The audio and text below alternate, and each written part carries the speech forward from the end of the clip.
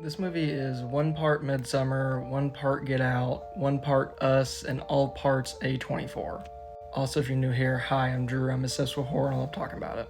So, Opus follows a young journalist named Ariel, and she writes for a magazine in New York City, but she is constantly overlooked and not really given important jobs.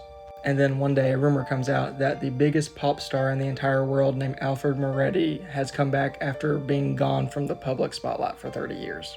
And he's coming out with a new album. And he's inviting a select number of journalists to come to his compound in Utah to come listen to it. And that includes Ariel. And when they get there, Ariel very quickly realizes that Moretti has started a cult. There's one thing about this movie that I noticed that is a positive and a negative at the same time. Like I said in the beginning, it is very much like Midsummer, which I think is good and bad.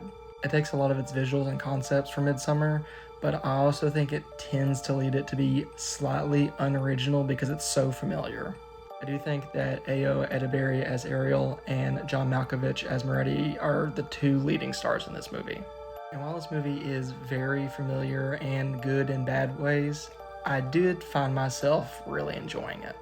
And without spoiling it, it has an ending that slightly reminds me of Us in a way. It is a good movie that just leads itself down the path of being way too familiar, unfortunately, but is still a good, fun movie to watch. So I would give Opus a 6.5 out of 10.